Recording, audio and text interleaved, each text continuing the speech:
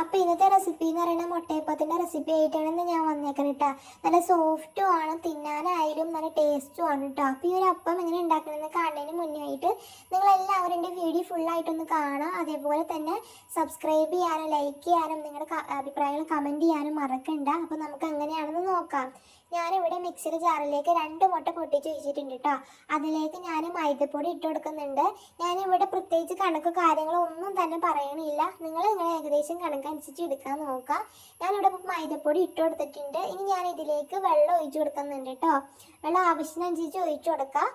ഞാനിപ്പോൾ ഒഴിച്ചു കൊടുത്തെങ്കിലും മിക്സിറ്റ് അടിച്ചെടുക്കാൻ നേരത്ത് വെള്ളം ഒന്ന് കുറവുണ്ടായിരുന്നു. അതിന് ഞാൻ വീണ്ടും വെള്ളം ഒഴിച്ചു കൊടുത്ത് ഇതുപോലെ നല്ല രീതിയിൽ ഞാൻ അരിച്ചെടുത്തിട്ട് ഞാൻ വേറെ ഒരു ബൗളിലേക്ക് ഒഴിച്ചു കൊടുക്കുന്നുണ്ട്. ഇതിൻ്റെ ഒരു രീതി എന്ന് പറയുന്നത്, ഈ ഒരു മാവിൻ്റെ ഒരു രീതി എന്ന് പറയുന്നത്, നമ്മൾ അരി കരിക്കില്ല ആ ഒരു അളവ്. ഒരുപാട് ലൂസ് ആവാനും പാടില്ല, ഒരുപാട് ടൈറ്റ് ആവാനും പാടില്ല. അത് ഈ ഒരു രീതിക്കുള്ള നമ്മുടെ മാവ് ഇരിക്കാനായിട്ട് കേട്ടോ. ഞാൻ ഇതിലേക്ക് കുറച്ച് ആവശ്യത്തിനനുസരിച്ച് ഉപ്പ് ചേർത്ത് കൊടുക്കുന്നുണ്ട്. എന്നിട്ട് നല്ലപോലെ ഒന്ന് മിക്സ് ചെയ്തിട്ട് ഞാനിത് മാറ്റി വെച്ചിട്ടുണ്ട്.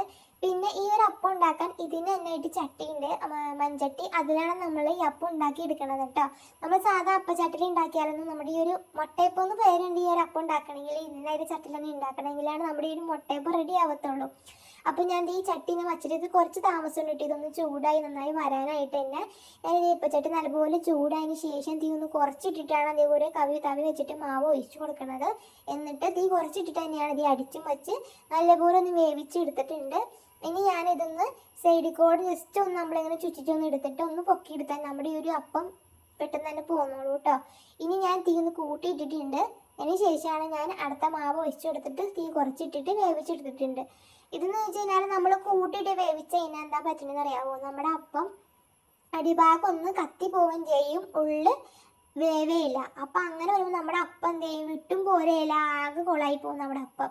അതുകൊണ്ടാണ് ഞാൻ പറഞ്ഞത് തീ നന്നായി ചട്ടി ചൂടാന് ശേഷം മാത്രം നമ്മുടെ മാവ് ഒഴിച്ചു കൊടുത്തിട്ട് തീ കുറച്ചിട്ടിട്ട് വേവിച്ചെടുക്കാൻ നോക്കാം കേട്ടോ. പിന്നെ അതേപോലെ തന്നെ ഈ അപ്പത്തിന് കൂടുതലും ചിലവരൊക്കെ ഈ അപ്പത്തിന് കറി കൂട്ടി കഴിക്കുന്നത് ഞാൻ പറഞ്ഞു കേട്ടിട്ടുണ്ട്. പക്ഷേ ഞങ്ങൾ ഇതിന് കഴിക്കണത് തേങ്ങാപ്പാലാണ് കേട്ടോ. എനിക്ക് കൂടുതൽ കോമ്പിനേഷൻ തോന്നിയത് തേങ്ങാപ്പാലാണ്. നല്ല അടിപൊളിയാണ് തേങ്ങാപ്പാലും കൂട്ടി കഴിക്കുക. നമ്മൾ എത്ര തിന്നാലും നമുക്ക് മതിയാവില്ല. എൻ്റെ മക്കൾക്കായാലും എല്ലാവർക്കും ഒരുപോലെ ഇഷ്ടപ്പെടുന്ന ഒരു ഐറ്റമാണ് ഇത് മുട്ടയപ്പം എന്നൊക്കെ പറഞ്ഞു കഴിഞ്ഞാൽ. അപ്പോൾ എല്ലാവർക്കും ഈ ഒരു അപ്പം ഇഷ്ടപ്പെട്ടു, ഈ ഒരു റെസിപ്പി, ഈ ഒരു വീഡിയോ ഇഷ്ടപ്പെട്ടെന്ന് വിചാരിക്കുന്നു.